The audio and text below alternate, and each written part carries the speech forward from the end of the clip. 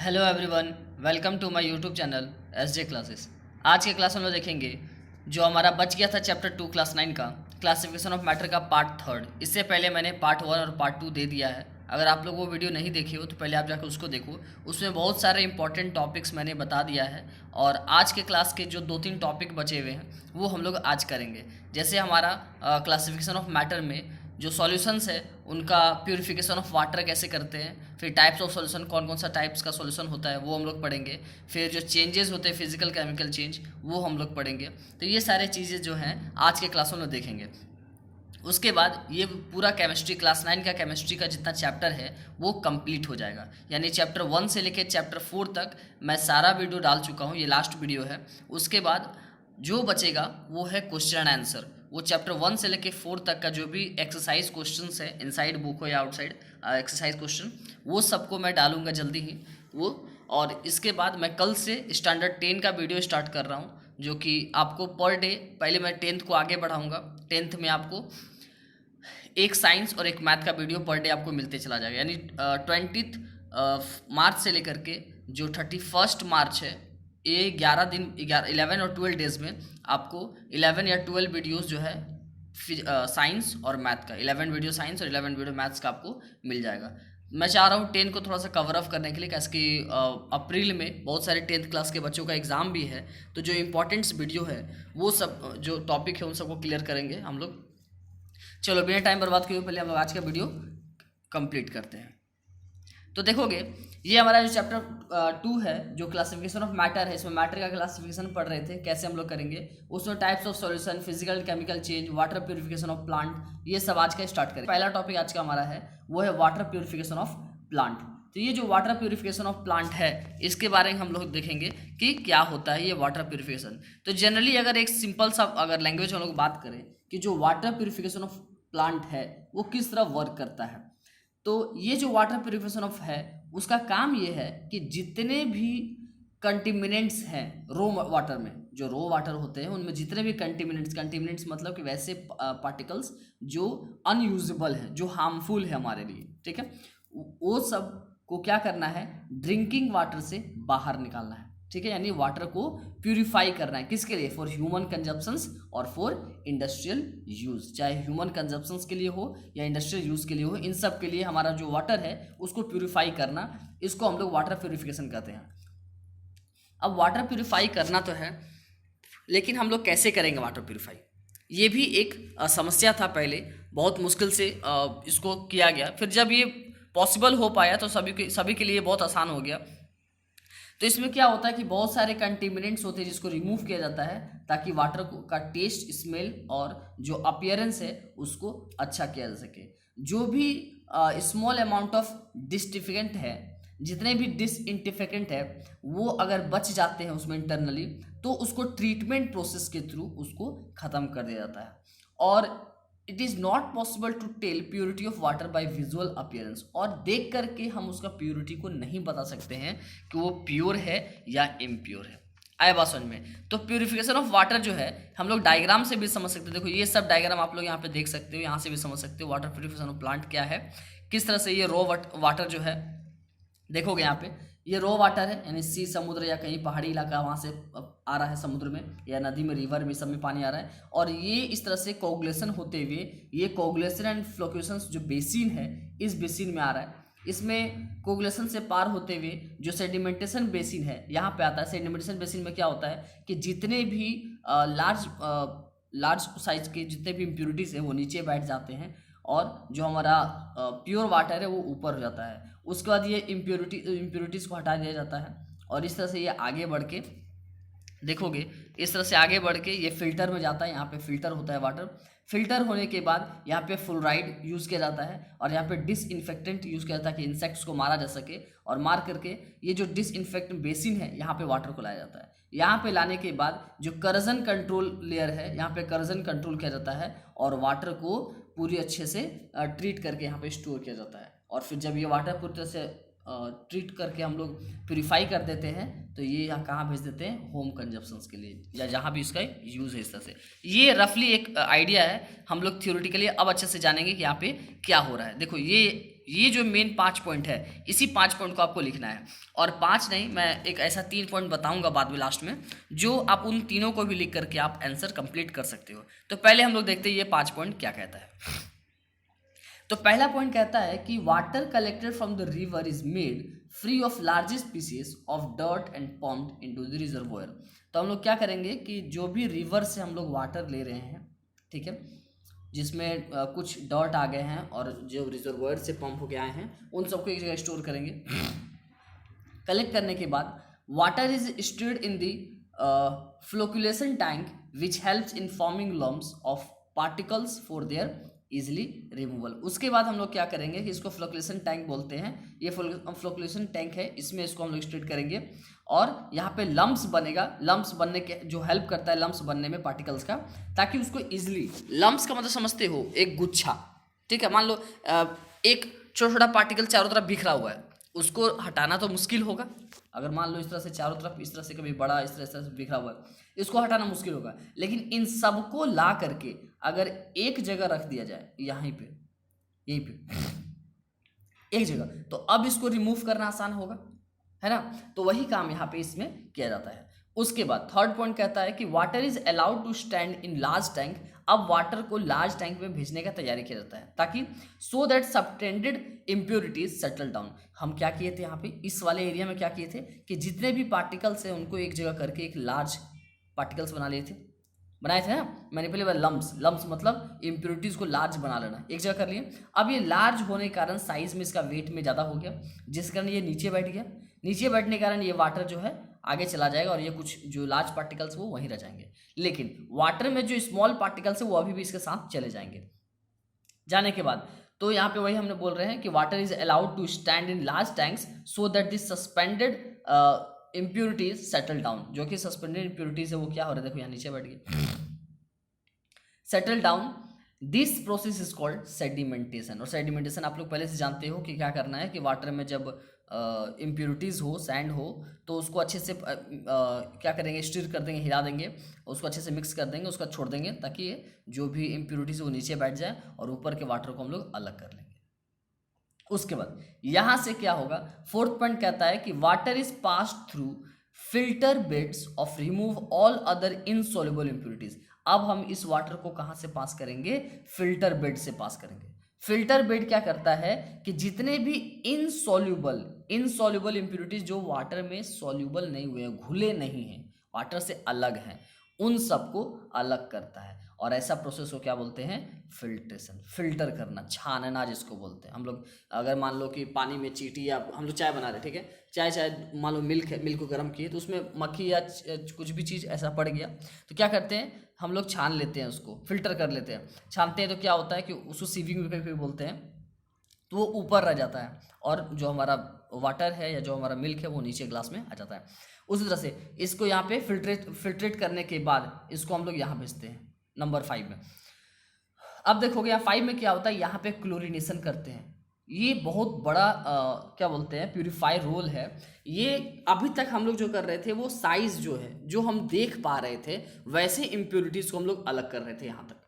लेकिन अब यहाँ पे जो है ये यहाँ पे क्लोरिनेशन करेंगे, ये तो जितने भी विजिबल जर्म्स हैं उनको तो मारेगा ही, ऊपर से इनके अंदर में जो इनविजिबल जर्म्स हैं उनको भी ये क्लोरीन मारेगा। तो क्लोरिनेशन जो प्रोसेस है वो बहुत इंपॉर्टेंट है। और ये क्लोरिनेशन प्रोसेस कैसे करते हैं, बाय एडिंग क्लोरीन को ऐड करके। तो नेक्स्ट 5 नंबर क्या कर रहा है कि water is chlorinated to kill any harmful micro organism that may be present in it at this stage. तो इस स्टेज में जो भी माइक्रो ऑर्गेनिज्म, जो भी बैक्टीरिया, जो भी जीवाणु जो है उसमें प्रेजेंट है, तो उसको मारने के लिए हम लोग क्लोरिनेशन करते हैं in the presence of chlorine. उसके बाद क्लोरीन से ट्रीट करने के बाद ये जो वाटर हमारा है इसमें आ जाता है, जहाँ पे जो भी फिल्टर किया गया उसको एक अलग से क्या बोलते हैं, बीकर में हम उसको स्टोर कर लेते हैं। और स्टोर करने के बाद यही हमारा कहाँ चला जाता है, हमारे होम में। Water is supply to homes to factories by huge water mains. तो आया बात समझ में। तो ये 5-6 प्रोसेस है, रास्ते वेज है, जिसके थ्रू हम लोग क्या कर रहे हैं कि प्यूरिफाई कर रहे हैं वाटर को। अब मैं ओनली आपको 3 पॉइंट्स बताऊंगा जिससे ये पूरी तरह से कंप्लीट हो। आपको ये 6 टॉपिक करने का जरूरत नहीं पड़ेगा। तो ध्यान से सुनोगे, मैं यहीं पे बता रहा हूँ, ठीक है। वाटर जो भी हमारा रिवर से, पॉन्ड से, लेक से या माउंटेन से कहीं से भी आ रहा है, ठीक है, हम उसको एक जगह स्टोर कर लिए। स्टोर करने के बाद हम इसको डायरेक्ट कहाँ भेज देंगे? सेडिमेंटेशन टैंक में। आया बात समझ में? जितना भी रिवर, पॉन्ड, लेक जो कुछ भी है वहाँ से पानी को कहाँ ला रहे हैं? सेडिमेंटेशन टैंक में। एक सेडिमेंटेशन टैंक आपको अच्छे से पता है कि सेडिमेंटेशन क्या होता है, ठीक है। अगर नहीं पता है तो मैं फिर से बताता हूँ कि सेडिमेंटेशन एक टैंक है जिसमें सेडिमेंटेशन प्रोसेस होता है। अब सेडिमेंटेशन प्रोसेस क्या होता है कि सपोज करो ये हमारा बड़ा सा टैंक है, सेडिमेंटेशन टैंक। तो क्या हुआ कि यहाँ से रिवर, पॉन्ड, लेक से जो है वाटर इसमें आया और इसके साथ साथ ये बड़ा बड़ा इम्प्योरिटीज़, स्मॉल अमाउंट में भी इम्प्योरिटीज़ होंगे, स्मॉल साइज़ के भी और लार्ज साइज़ के भी। तो फिलहाल हम लोग लार्ज पे ध्यान देंगे, क्योंकि अगर दोनों पे ध्यान देंगे तो एक साथ काम हो नहीं सकता है। तो यहाँ पे फिलहाल हम लोग लार्ज पे ध्यान देंगे। जो भी लार्ज साइज़ के होंगे, जिनको हम लम्स बोलते हैं, लार्ज साइज में लम्स बोलते हैं, लार्ज साइज में जो होंगे वो उन पर ध्यान देंगे, वो आके नीचे बैठ जाएंगे और वाटर जो है वो ऊपर आ जाएगा। सिंपल सा, जैसे आप नदी में भी देखते हो कि जितने भी मिट्टी है, स्टोन है, जो कुछ है वो सब क्या होता है? रिवर के नीचे बैठा रहता है और रिवर के ऊपर से पानी फ्लो करता है ना। उसी तरह से सेम काम यहाँ पे कि जितने भी बड़े पार्टिकल्स हैं, लार्ज पार्टिकल्स, वो नीचे बैठ जाएंगे और जो वाटर हमारा है वो ऊपर में फ्लोट करेगा। तो ये हो गया सेडिमेंटेशन प्रोसेस, ठीक है। सेडिमेंटेशन, तो वही काम यहाँ पे करेंगे, ठीक है, कि रिवर से या पॉन्ड से या लेक से जो भी वाटर आएंगे उसको हम डायरेक्ट कहाँ भेज देंगे? सेडिमेंटेशन टैंक में।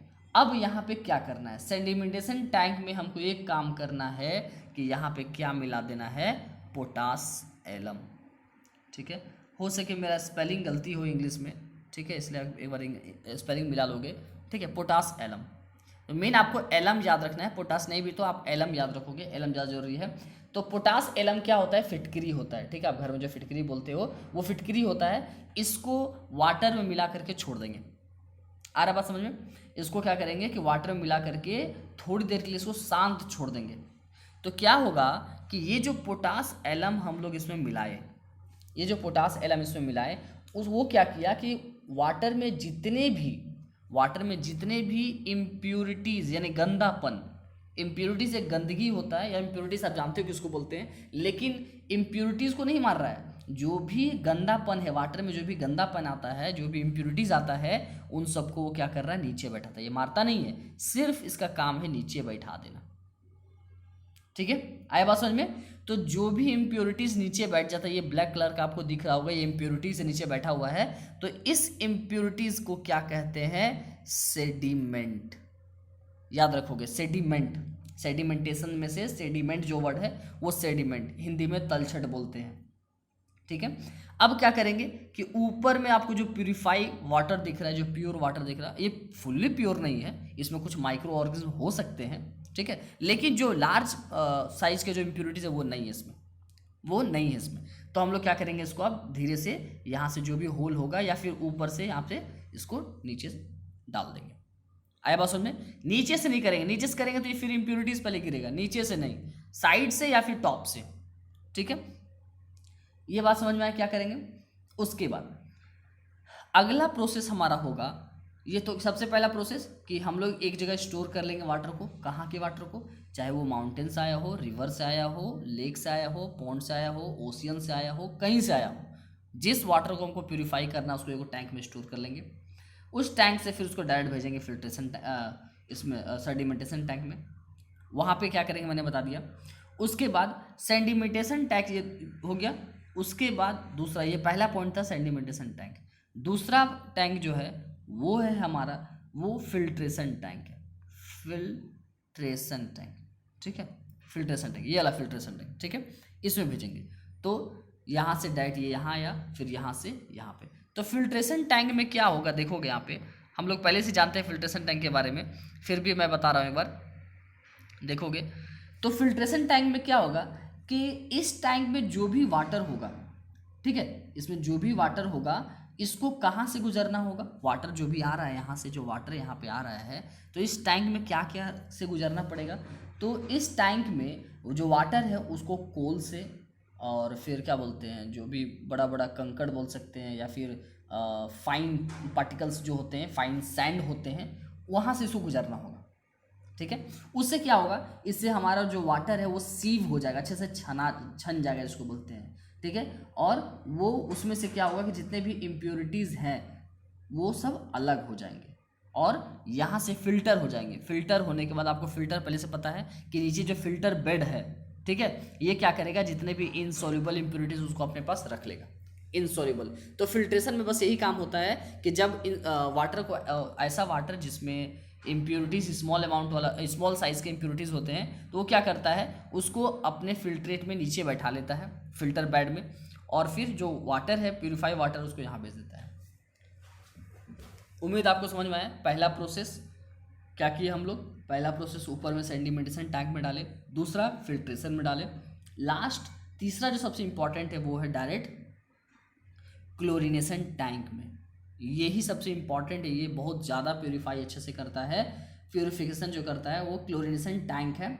अब इस टैंक में क्या होगा, इस टैंक में हम लोग क्या करेंगे कि इसमें या तो क्लोरीन डालेंगे या हम लोग विरंजक चूर्ण बोलते हैं, जिसका फॉर्मूला होता है CaOCl2, ठीक है, CaOCl2 बोलते हैं। तो इसको हम लोग इसमें मिक्स कर देंगे, या तो ओनली क्लोरीन डाल सकते हैं या फिर हम लोग इसको भी डाल सकते हैं। इसको डालेंगे तो ये क्या करेगा कि जितने भी हार्मफुल बैक्टीरिया हैं, जितने भी हार्मफुल बैक्टीरिया इस वाटर में, उन सबको ये क्लोरीन मार देगा, बर्न कर देगा, जला देगा उसको, ठीक है। और फिर जितने भी वाटर बच गए वो प्योर वाटर है, और ये प्योर वाटर को हम लोग एक टैंक के हेल्प से या पाइप के हेल्प से जो हम अपने घर में कहीं भी किसी एक जगह स्टोर कर लेंगे।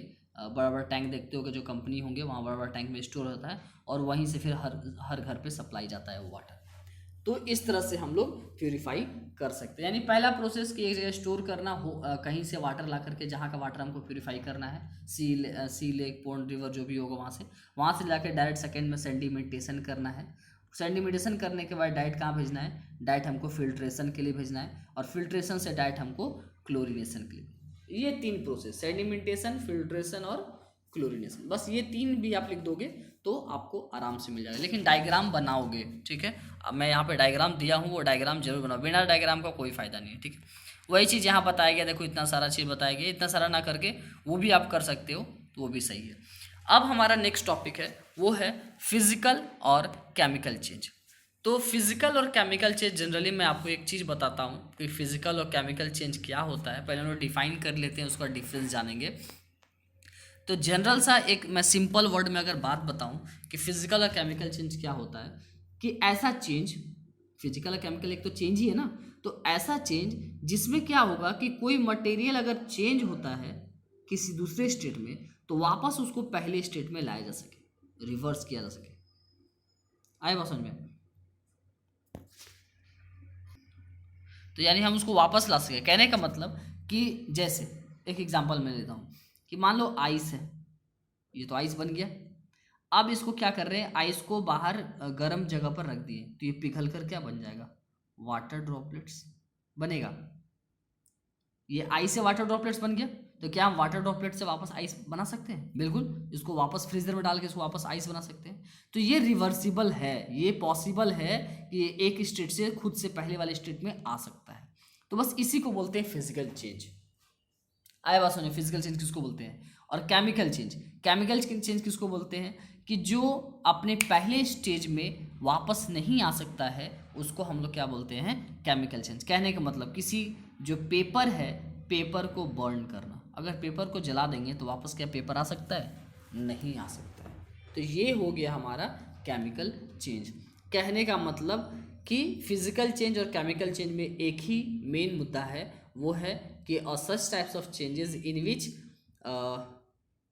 the matter can be reverse its own condition or position, but in the chemical changes they cannot be reverse in their original position. तो फिजिकल चेंज में क्या होता है कि जो भी मटेरियल का चेंज होता है वो वापस अपने ओरिजिनल चेंज में नहीं आ पाता है, जबकि फिजिकल में आज ओरिजिनल चेंज में आ जाता है, लेकिन केमिकल चेंज में वो वापस नहीं आ पाता है। तो ये आप समझ गए। अब मैं एक ऐसा एग्जांपल आपको बताता हूँ जहाँ पे आपका थोड़ा सा दिमाग घूमेगा कि अरे ये क्या हुआ। तो देखो, फिजिकल चेंज का मतलब अभी आप क्या समझे कि वो रिवर्स हो सके, वापस आ सके, ठीक है। तो उसको हम लोग बोल देते हैं केमिकल चेंज। तो अब एक रिवर्स आ सके उसको बोलते हैं फिजिकल चेंज। अब एक बात बताओ कि जो आप केन पीते और केन में जो कोल्ड ड्रिंक केन वाला आता है ना एक, ठीक है, केन जिसको बोलते हैं, CANE, केन वाला, ठीक है, वो कोल्ड ड्रिंक वाला क्या बोलते हैं, फाइबर वाला, फाइबर का जो हल्का सा इस तरह का होता है, ये केन प्लास्टिक का जो इस तरह से खोलते, इसको डब्बा खोल करके इस तरह आप कोल्ड ड्रिंक पीते हो। तो समझोगे, इसको हम लोग क्या किए, क्रश कर दिए। क्रश में समझते हो, उसको फोर्स लगा के इसको चपटा कर दिए। अब क्रश कर दिए, चपटा कर दिए, तो अब ये बताओ कि ये फिजिकल चेंज है या केमिकल चेंज। अब आप सोचोगे कि अरे इसको तो क्रश कर दिए, तब तो वापस हम इसको ला नहीं सकते हैं, तो ये तो केमिकल चेंज होना चाहिए। लेकिन नहीं, थोड़ा सा हम लोग को अपने थिंकिंग में चेंजेस लाना है। ये केमिकल चेंज है, ये भी एक फिजिकल चेंज है। अब कैसे ये फिजिकल चेंजेस समझो। फिजिकल चेंज का मतलब सिर्फ ये नहीं होता है कि उसके पोजीशन में वापस आए तभी वो फिजिकल चेंज, नहीं। फिजिकल चेंज उसको भी बोलते हैं, पहले केमिकल चेंज अच्छे से समझो। केमिकल चेंज किसको बोलते हैं। केमिकल चेंज का मतलब होता है कि जो भी मटेरियल में नेक्स्ट चेंजेस आया वो पूरी तरह से पहले वाले से अलग होगा। जैसे कागज को अगर बर्न करेंगे, पेपर को बर्न करते तो एक एस बन जाता है, एस, राख जिसको बोलते हैं, एस बन जाता है। तो राख का प्रॉपर्टी क्या पेपर के प्रॉपर्टी से मैच करता है, नहीं मैच करता, पूरी तरह से वो अलग चीज़ हो गया। उसी तरह से दूध से हम जब दही बनाते हैं, मिल्क से जब कर्ड बनाते हैं, तो मिल्क और क्या कर्ड सेम चीज़ है, जबकि बना तो मिल्क से है। दोनों का जो pH वैल्यू वो भी तो चेंज रहता है पूरा, तो पूरा प्रॉपर्टी ही अलग हो गया दोनों का। आया बात समझ में। तो वो कभी भी रिवर्सिबल नहीं हो सकता है, वो कभी भी नहीं हो सकता, तो वो केमिकल चेंज है। लेकिन ये केन देखो, तो ये केन को क्रश जरूर कर दिए, फोड़ जरूर दिए, लेकिन ये केन तो केन ही है ना। ये ऐसा थोड़ी है केन जो जाकर के कोई ग्लास बन गया, फाइबर से जाकर ये स्टील का बन गया, नहीं ना। इसका मेन जो प्रॉपर्टी वो तो अभी भी है, बस इसके फिजिकल, इसके जो शेप में जो चेंजेस आया, यानी किसी के शेप, कलर या साइज में कोई भी चेंजेस आता है तो वो फिजिकल चेंज के अंदर ही आता है, वो केमिकल चेंज नहीं होगा। केमिकल चेंज मतलब उसका फुल्ली पूरा प्रॉपर्टी, केमिकली प्रॉपर्टी ही चेंज हो जाना, उसको हम लोग बोलते हैं केमिकल चेंज। तो उम्मीद है आपको ये बात समझ में आया होगा। तो ये पहला डिफरेंस, उसका डिफिनेशन लिख दोगे। दूसरा बात कि यूजुअली ये रिवर्सिबल, फिजिकल चेंज रिवर्सिबल होता है, केमिकल चेंज इरिवर्सिबल होता है। उसके बाद जो तीसरा डिफरेंस है वो है कि फिजिकल चेंज में कोई भी नया प्रोडक्ट नहीं बनता है, बस उसके थोड़े से शेप या साइज, कलर में चेंजेस आते हैं। लेकिन केमिकल चेंज में न्यू प्रोडक्ट बनता है। उसके बाद जो भी चेंजेस होते हैं फिजिकल चेंज में, वो या तो हीटिंग या कूलिंग के द्वारा हो जाता है। लेकिन इसमें जो चेंजेस होते हैं उसमें हमेशा absorption of release of energy होता है। दैट मीन्स कि केमिकल चेंज में हमेशा या तो एनर्जी एब्जॉर्ब होगा या तो एनर्जी रिलीज होगा। उसके बाद लास्ट जो इसमें डिफरेंस है वो है कि इसमें जो चेंजेस होते हैं वो उसके केमिकल बॉन्ड के, मॉलिक्यूल्स के जो भी केमिकल बॉन्ड्स होते हैं उस पर कोई भी इफेक्ट नहीं करता है। लेकिन इसमें उसी केमिकल बॉन्ड में, केमिकल मॉलिक्यूल्स में इफेक्ट पहुंचाता है, जिसके कारण ये इरिवर्सिबल होता है, लेकिन ये रिवर्सिबल होता है। तो उम्मीद है कि आपको ये केमिकल चेंज और फिजिकल चेंज अच्छे से समझ में आ गया होगा कि दोनों में क्या डिफरेंस है। तो ये आपको एग्ज़ाम में 100% आता है हर बार कि ये क्या है। अब एक क्वेश्चन मैं पूछता हूँ, ठीक है। एक बात बताओ कि अगर हम लोग जो भी फूड लेते हैं, ठीक है, हम लोग खाना खा रहे हैं, ईटिंग द फूड, तो क्या जो फूड हम लोग खाने के बाद जो हमारे फूड स्टोमक में पूरी तरह से डाइजेस्ट हो जाता है, पच जाता है, तो वो फिजिकल चेंज है या केमिकल चेंज, समझोगे यहाँ पे। तो जो भी हमारे बॉडीज़ में हम लोग फूड लेते हैं वो क्या हो रहा है, वो तो पूरी तरह से डाइजेस्ट हो गया। डाइजेस्ट का मतलब कि अंदर बर्न कर गया हमारा, ठीक है। बर्न करने के बाद वो हमको एनर्जी दिया, वाटर दिया और कार्बन डाइऑक्साइड दिया। अब क्या वापस उसको हम उस फूड को वापस ला सकते हैं? सोचो, ऐसा कुछ हो सकता है क्या? नहीं, ऐसा नहीं हो सकता है। इसीलिए जो हमारा डाइजेशन प्रोसेस है वो एक केमिकल चेंज है, ना कि फिजिकल चेंज। आप सोच रहे हो सर ये सब क्या बोल रहे हैं, तो सिंपल सा है कि अगर आप लोग जो रेस्पिरेशन चैप्टर है यानी जो श्वसन चैप्टर अगर अच्छे से क्लास 9 का नहीं पढ़े हो, कोई बात नहीं है, मैं बायोलॉजी जब स्टार्ट करूँगा तब आप पढ़ लोगे, तो वहाँ पे आपको समझ में आएगा कि ये मैं क्या बोल रहा हूँ कि अंदर में रिएक्शन हो रहा है हमारे स्टोमक में, वहाँ पे हीट निकल रहा है, वहाँ पे वाटर निकल रहा है, वहाँ पे क्या बोलते हैं एनर्जी निकल रहा है। तो ये सब चीज़ कैसे हो रहा है, बर्न करने का मैं बात कर रहा हूँ, क्या पेट में बर्न होता है, तो ये सब चीज़ होता है। ठीक है, तो ये सब चीज़ होता है, आपको मैं जब चैप्टर पढ़ाऊँगा तो वहाँ पे आपको समझ में आए क्या क्या होता है। फिलहाल हम लोग आगे बढ़ते हैं।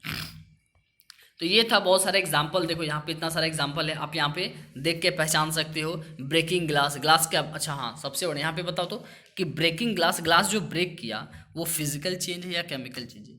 ये सोचो खुद पे, थोड़ा देर के लिए सोचो कि ये ब्रेकिंग ग्लास, ग्लास तो ब्रेक हो गया, अब सोचोगे कि ग्लास तो टूट गया, वापस ग्लास को नहीं ला सकते। इतना मत सोचो, ये सोचो कि ग्लास टूट के क्या नया चीज़ बन गया क्या, ये सोचो डायरेक्ट। तो ग्लास टूटा लेकिन है तो ग्लास ही ना, वो कुछ और तो नहीं बन गया। भले उसका शेप जो पहले था वो शेप ला नहीं सकते हैं, उसके शेप में चेंजेस आ गया, वो टूट करके आधा हो गया, ठीक है, लेकिन है तो ग्लास। तो ये physical change. Mixing candles, candies, बहुत सारे चॉकलेट को मिला दिए, तो बहुत सारे चॉकलेट को मिला, क्या चॉकलेट को अलग नहीं कर सकते क्या, कर सकते हैं, ठीक है।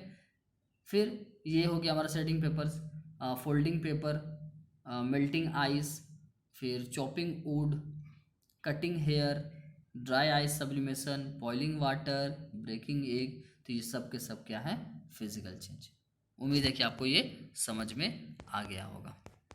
ये सब मैंने एग्जांपल दिए हैं, आप यहाँ से देख के देख करके आप बता सकते हो, खुद में सोच सकते हो कि कौन फिजिकल चेंज है कौन केमिकल चेंज है। आप वीडियो को स्टॉप करके भी आप देख सकते हो पॉज करके कि मैं जो जो बता रहा हूँ वो कौन सा फिजिकल चेंज है कौन सा केमिकल चेंज है, ये सब चीज़ आप लोग खुद से देख सकते हो, ठीक है। आप लोग नोट्स बनाना नहीं भूलोगे, नोट्स बनाते चलोगे, नहीं तो आपको बहुत दिक्कत होगा नोट्स के बिना, नोट्स हमेशा बनाते चलोगे। अब अगला एक टॉपिक जो इम्पॉर्टेंट है वो आता है, वो है हमारा सॉल्यूशन। तो सॉल्यूशन आप लोग बहुत बार पढ़े होंगे, खास करके इंग्लिश मीडियम वाले बच्चे सॉल्यूशन बहुत बार पढ़े होंगे, आप क्लास 6-7 में भी बहुत बार पढ़े होंगे। सॉल्यूशन क्या होता है, तो आपको सॉल्यूशन के बारे में अच्छे से पता है कि जब टू और मोर देन टू एलिमेंट्स को या कंपाउंड्स को आपस में मिक्स करते हैं, ठीक है, तो अगर उसका जो रेशियो फिक्स और अच्छे से मिक्स हो जाता है तो उसको हम लोग बोलते हैं सॉल्यूशन, ठीक है, सॉल्यूशन। तो जो सॉल्यूशन है वो किससे किससे बना होता है वो ज़्यादा इंपॉर्टेंट है हमको जानना। सॉल्यूशन जो हमारा है वो किससे किससे बना होता है वो जानना ज़्यादा ज़रूरी है।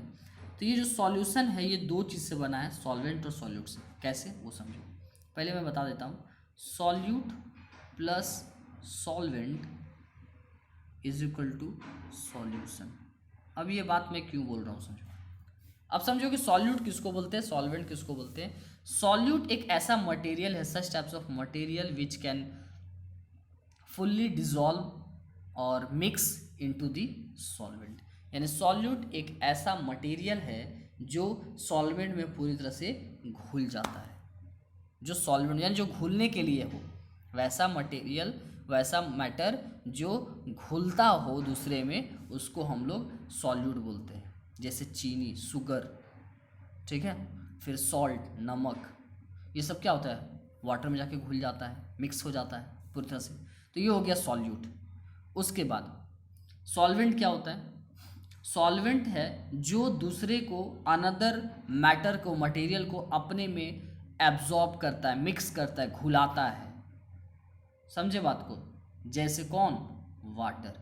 वाटर क्या करता है, सॉल्ट और शुगर को अपने मिक्स करता है। आया बात समझ में। तो ये हो गया। फिर अल्कोहल, ये सब क्या है, सॉल्वेंट है। सॉल्यूट सॉल्वेंट समझ में आया। जब सॉल्यूट और सॉल्वेंट को आपस में मिलाते हैं तब जाके बनता है एक सॉल्यूशन। जैसे अब है शुगर, शुगर हमारा सॉल्यूट, और हो गया वाटर, वाटर हमारा सॉल्वेंट।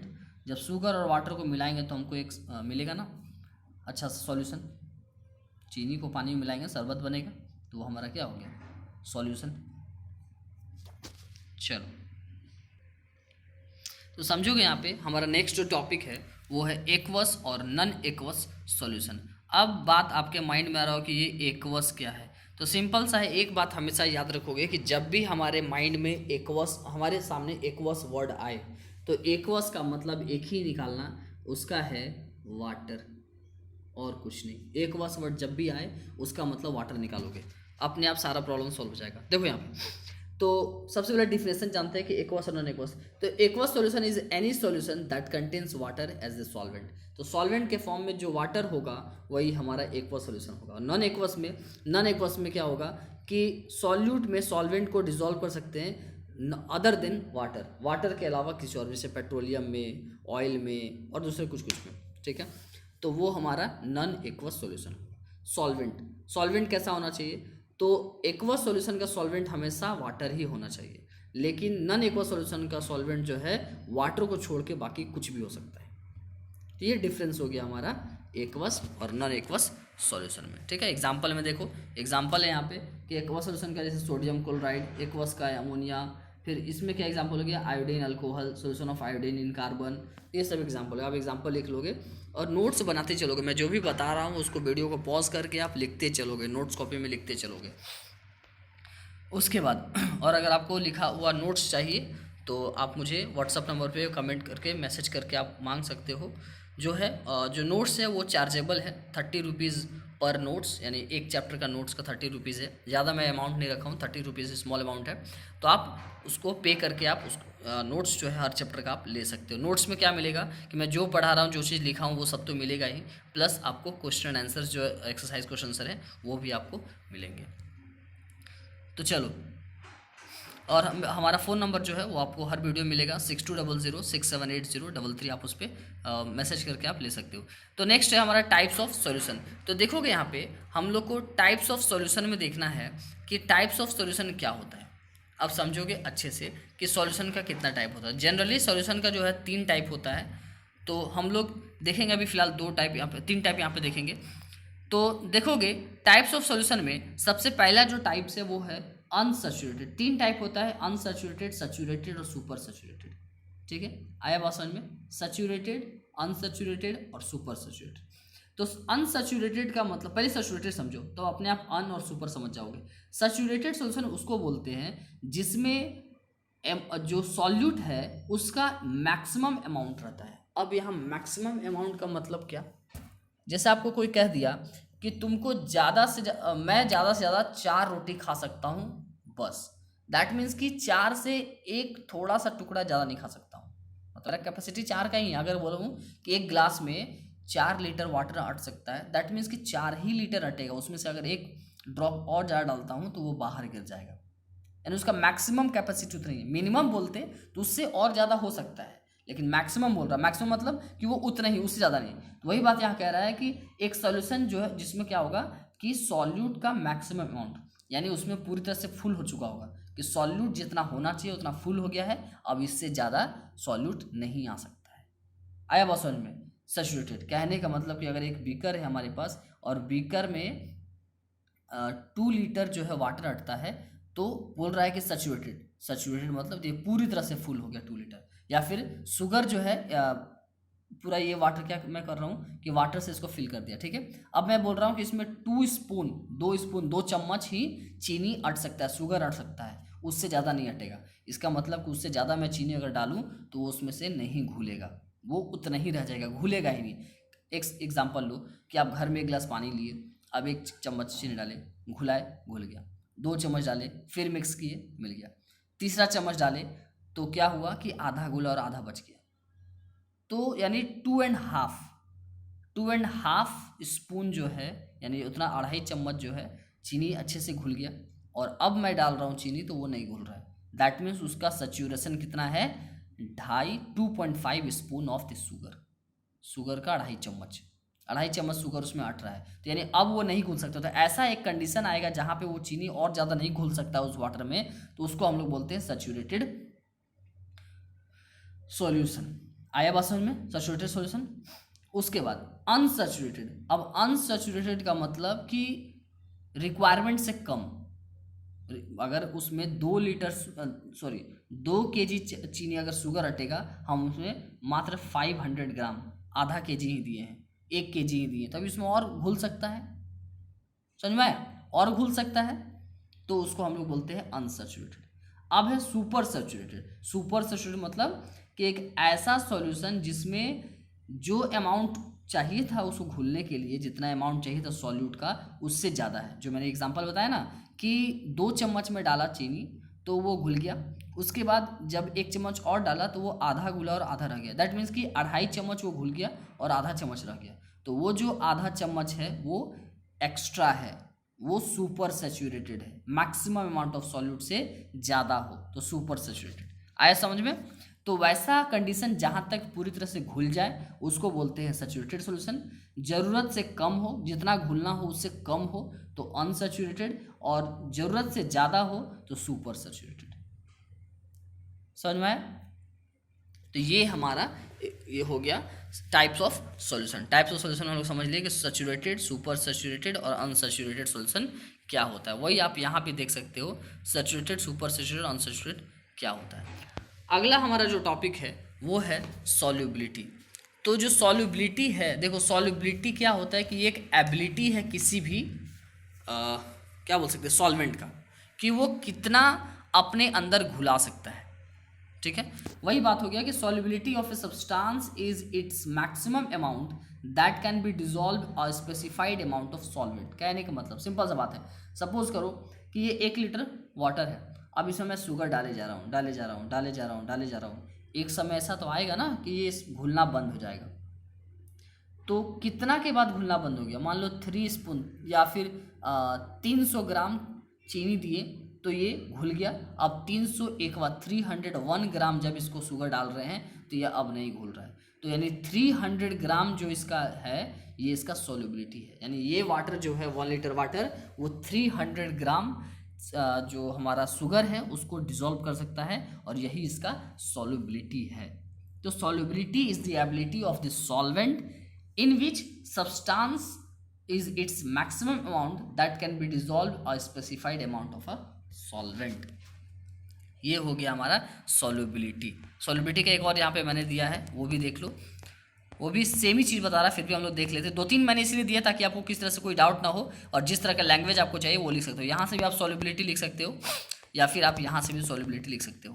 ठीक है, दोनों में से कोई भी सॉल्युबिलिटी आप लिख लोगे, कोई दिक्कत नहीं है। तो सॉल्युबिलिटी क्या कहता है कि the maximum amount of substance that will dissolve, यानी सब्सटेंस का वो मैक्सिमम अमाउंट जिसको हम डिजॉल्व करेंगे in a certain amount of solvent, solvent के कुछ अमाउंट में डिजॉल्व करेंगे एट अ गिवन टेम्परेचर, इसी को हम लोग सॉल्युबिलिटी बोलते हैं। ठीक है, सॉल्यूट क्या होता है, जिसको हम डिजॉल्व करें, जिसको उसमें डाल रहे हैं, जैसे चीनी को डाल रहे हैं, चीनी सॉल्यूट है। सॉल्वेंट क्या हो गया, जिसके अंदर डाल रहे हैं, यानी डज दिस डिजॉल्विंग, जिसके अंदर डाल रहे हैं वो सॉल्वेंट हो गया। आया बात समझ में? तो ये हमारा क्या है, सॉल्युबिलिटी। अब इसमें कुछ जो नहीं लिखा वो मैं बता रहा हूँ कि जो सॉल्युबिलिटी है, यहाँ पे कहीं जगह पे है, रुको 1 मिनट, मैं थोड़ा सा स्पेस देख रहा हूँ। हाँ ठीक है, ये हमारा स्पेस हो गया। सॉल्युबिलिटी, सॉल्युबिलिटी का क्या है, क्या मैं फॉर्मूला कुछ बता रहा हूँ वो याद रखोगे। ठीक है, तो सॉल्युबिलिटी का जो फॉर्मूला होता है वो याद रखोगे कि small w by capital W into 100। अब यहाँ पे स्मॉल w क्या है, तो ये है वेट ऑफ द सॉल्यूट। ठीक है, और ये क्या है, weight of the solvent into 100। तो ये बता देगा हमको सॉल्युबिलिटी। आए बात समझ में? अब सॉल्युबिलिटी निकालने के लिए आए तो आप निकाल लोगे, बन जाएगा आपका। तो इस तरह से आप याद रखोगे। अच्छा, मैं एक क्वेश्चन भी बना देता हूँ, समझोगे। यहाँ पे मान लो एक एग्जांपल कुछ भी मैं लेता हूँ कि जान लो कि अगर सोडियम नाइट्रेट है, ठीक है, सोडियम नाइट्रेट, ये हमारा फॉर्मूला हो गया सोडियम नाइट्रेट का। जो भी फॉर्मूला लिखने नहीं जानते हो, मैं उसको चैप्टर 3 और 4 में क्लियर किया हूँ कैसे फॉर्मूला लिखा जाता है, तो वो मैं बताया, वहाँ पे आप जाकर देख सकते हो। तो सोडियम नाइट्रेट है। अब ये सोडियम नाइट्रेट में देखोगे कि एक सैचुरेटेड सॉल्यूशन है। सैचुरेटेड सॉल्यूशन में 35 ग्राम में से 9 ग्राम जो है वो सोडियम नाइट्रेट है। समझोगे? यहाँ पे टोटल सॉल्यूशन कितना है, 35 ग्राम। 35 ग्राम में 9 ग्राम क्या है, सोडियम नाइट्रेट है। अब क्वेश्चन ये है कि सोडियम नाइट्रेट का सॉल्युबिलिटी निकालिए कि क्या उसका सॉल्युबिलिटी है। तो सिंपल सा बात है, याद रखोगे। ठीक है, टोटल 35 ग्राम है और 9 ग्राम सोडियम नाइट्रेट है। अब मैं बताता हूँ, सुनो। तो हम लोग फॉर्मूला क्या पढ़े थे? हम लोग फॉर्मूला पढ़े थे solubility equal to small w by capital W into 100। ये स्मॉल w क्या था? स्मॉल w जो था हमारा वो था जो सॉल्यूट है उसका अमाउंट, ठीक है, सॉल्यूट जो उसका अमाउंट, तो सॉल्यूट का अमाउंट कितना था? 9 था ना। उसके बाद नीचे था कि W जो था सॉल्वेंट का अमाउंट। तो अब सॉल्वेंट का अमाउंट तो नहीं दिया हुआ था क्वेश्चन में, सिर्फ 9 और 35, 9 दिया हुआ था सॉल्यूट का और 35 दिया था टोटल का। एक बात बताओ, ये टोटल कैसे बनता है? टोटल सॉल्यूट प्लस सॉल्वेंट से बनता है। तो सॉल्यूट अगर 9 है तो सॉल्वेंट कैसे कितना होगा? 35 में से 9 माइनस करेंगे। नहीं समझ रहे हो? सॉल्यूशन इक्वल टू क्या होता है? यहाँ पे देखो, सॉल्यूशन इक्वल टू क्या होता है? Solute plus solvent. तो जिसमें से हमको सॉल्यूशन कितना टोटल 35 पता है सॉल्यूशन, और सॉल्यूट हमको 9 पता है, तो सॉल्वेंट नहीं निकल जाएगा। 35 में से 9 माइनस करेंगे तो 26 कितना आ गया? सॉल्वेंट। तो ये हो गया वेट सॉल्वेंट का 26 और इंटू 100 आए बात समझ में। इसको मल्टीप्लाई करके इसे डिवाइड दे देंगे, जो आएगा वो हमारा सॉल्वेंट का सॉल्युबिलिटी का वैल्यू होगा।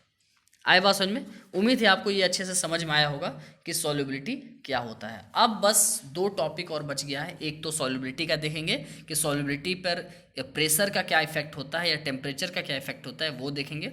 उसके बाद 2 चीज़ बचेगा, वो है हमारा सस्पेंशन और कोलाइडल। उसके बाद हमारा चैप्टर जो है वो कंप्लीट हो जाएगा। अब देखोगे यहाँ पे, तो ये हमारा है effect of pressure and temperature on solubility. Solubility पर जो टेम्परेचर है और प्रेशर है उसका क्या इफेक्ट होता है। तो सिंपल सा हमको याद रखना है कि जो हमारा इफेक्ट है प्रेशर का सॉल्युबिलिटी पे, कि अगर सॉलिड है, सॉलिड में किसी भी लिक्विड में सॉलिड पार्टिकल्स हैं, अगर किसी भी लिक्विड में यानी वाटर में कोई भी सॉलिड पार्टिकल्स को डाल रहे हैं, तो उसमें ज़्यादा कोई फर्क नहीं पड़ता है प्रेशर का, उसके सॉल्युबिलिटी में प्रेशर पे कोई फर्क नहीं पड़ता है। लेकिन अगर वही लिक्विड में कोई गैस हो, ठीक है, लिक्विड में अगर कोई गैस हो तो उस पर बहुत ज़्यादा प्रभाव पड़ेगा। उसमें क्या होगा कि प्रेशर जितना ज़्यादा इंक्रीज करेगा, ठीक है, सॉरी, प्रेशर जितना ज़्यादा इंक्रीज करेगा, इधर जितना ज़्यादा प्रेशर जो हमारा इंक्रीज करेगा, सॉल्युबिलिटी भी इंक्रीज करेगा, यानी डायरेक्टली प्रोपोर्शनल होता है। Pressure is directly proportional to solubility. कब? जब किसी गैस में लिक्विड हो, सॉरी, कि जब किसी लिक्विड में गैस हो। लेकिन जब किसी लिक्विड में सॉलिड हो तो ज़्यादा उतना फर्क कोई नहीं पड़ता है। उसी तरह से अगर टेम्परेचर का बात किया जाए तो जनरली क्या होता है कि टेम्परेचर जितना ज़्यादा इंक्रीज करेगा, टेम्परेचर जितना ज़्यादा इंक्रीज करेगा, जो सॉल्युबिलिटी होता है उसमें जो सॉलिड पार्टिकल है, सॉलिड पार्टिकल, उसका सॉल्युबिलिटी इंक्रीज करता है, ठीक है, उसका सॉल्युबिलिटी जो है इंक्रीज करता है। तो ये बात याद रखना, बस यही बात था। आगे हम लोग देखते हैं वो है हमारा सस्पेंशन। तो सस्पेंशन को हिंदी में निलंबन बोलते हैं। सस्पेंशन क्या होता है कि ये एक अनसैचुरेटेड या फिर बोल सकते हैं हाँ अनसैचुरेटेड बोल सकते हैं कि एक अनसैचुरेटेड सॉल्यूशन है, जिसमें क्या होता है कि कोई भी सॉलिड पार्टिकल के स्मॉल जो किसी भी सॉलिड में स्मॉल पार्टिकल्स रह जाते हैं। कहने का मतलब कि सस्पेंशन एक ऐसा सॉल्यूशन है जो अनसैचुरेटेड सॉल्यूशन है, जिसमें स्मॉल पार्टिकल्स जो है वो रह जाते हैं, पूरी तरह से घुलते नहीं हैं, वो स्मॉल पार्टिकल्स उसमें दिखाई देते हैं। जैसे एक एग्जांपल लेते हैं हम लोग, एग्जांपल ले सकते हैं कि लिक्विड, अगर कोई भी लिक्विड है, लिक्विड में कोई भी लिक्विड या गैस में अच्छे से घुलते नहीं, या पूरा लिक्विड या पूरा गैस में जो है कुछ स्मॉल पार्टिकल रहते हैं। जैसे हम लोग क्या कर सकते हैं कि सैंड ले लो, ठीक है, सैंड ले लो और वाटर ले लो, उसको हम लोग जब मिक्स करेंगे तो वो पूरी तरह से नहीं मिक्स होगा। तो इसको हम लोग बोलते हैं अनसैचुरेटेड सॉल्यूशन, जो हमारा क्या है कि अच्छे से मिक्स नहीं हो रहा है। इसका एक और नाम हम लोग रखते हैं, वो जो है मिसिबल, ठीक है। तो एक तरफ का इमिसिबल, जो इमिसिबल है, मिसिबल और इमिसिबल मैंने आपको पहले बताया हुआ है। तो मिसिबल मतलब जो पूरी तरह से घुल जाना, और इमिसिबल मतलब नहीं घुलना। तो इमिसिबल जो मिक्सचर है वही एक सस्पेंशन का एग्जाम्पल है, ठीक है। और इसमें जो सॉलिड पार्टिकल्स होते हैं वो काफ़ी लार्ज होते हैं, इनको हम अपने नेकेड आई से देख सकते हैं। ठीक है, चलो ये हो गया हमारा सस्पेंशन। अब अगला है कोलाइडल्स। ये जो कोलाइडल है, थोड़ा ये इंपॉर्टेंट टॉपिक है कोलाइडल, इसमें ध्यान समझोगे कि ये कोलाइडल जो है, ये एक मिनट यहाँ पे थोड़ा सा, हाँ अब दिख रहा है। ये जो कोलाइडल है ये सॉल्यूशन के एक ऐसा स्टेज है जिसमें क्या होता है कि जो पार्टिकल्स होते हैं ना, सॉल्यूशन के पार्टिकल्स, वो उसमें ऐसे देखने से नहीं दिखाई देते हैं। ठीक है, ये बीच की स्थिति में होते हैं। कहने का मतलब कि ऐसे हम बाहर से देखेंगे तो लगेगा पूरी तरह से घुल गया है, वो पूरी तरह से मिसिबल है। लेकिन हम क्या करेंगे, जब बाहर से टॉर्च मारेंगे, ठीक है, तब वो पार्टिकल्स दिखाई देने लगेंगे। आया बात समझ में? यानी वो, या फिर हम उसको माइक्रोस्कोप से देखेंगे तो दिखने लगेंगे। यानी काफ़ी स्मॉल साइज में पार्टिकल्स रह जाते हैं जो नहीं घुलते हैं, उसको हम लोग कोलाइडल सॉल्यूशन बोलते हैं। आया बात समझ में? जैसे एग्जांपल मिल्क, ठीक है, और फिर इंक। ये बाहर से लगेगा कि चलो पूरी तरह से घुला हुआ है, इसमें कुछ है नहीं, लेकिन जब उसको हम एक्सपेरिमेंट करके या कुछ और रीज़न से देखना चाहते हैं तो वहाँ पे माइक्रोस्कोप से देखेंगे तो हमको उसमें दिख जाएगा पार्टिकल्स। फिर हमारा ब्लड, वो भी इसका एग्जांपल है। फिर टूथपेस्ट है, फिर स्टार्च है, और जो भी डस्ट पार्टिकल्स हैं, ये सब जो है। फिर हमारा क्लाउड है, फॉग है, ये सब का सब जो है एक एग्जांपल है कोलाइडल का। आया बात समझ में? चलो ये हमारा कोलाइडल हो गया।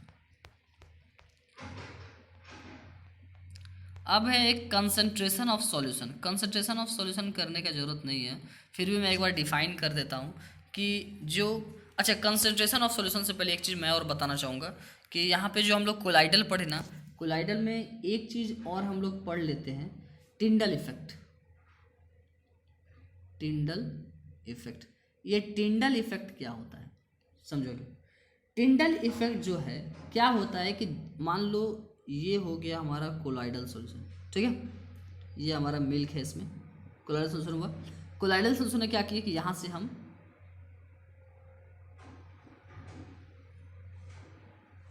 यहाँ से हम टॉर्च से लाइट पास कर रहे हैं इसके से।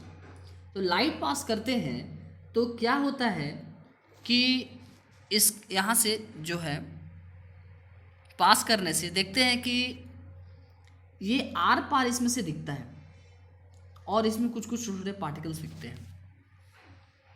या फिर हम लोग कह सकते हैं कि कोई भी जो हमारा लाइट है, इससे जब पास करता है, इससे होके जब गुजरता है, तो जो हमारा पाथ होता है, जो हमारा लाइट का पाथ होता है, वो दिखने लगता है, इसके आर पार जाने लगता है।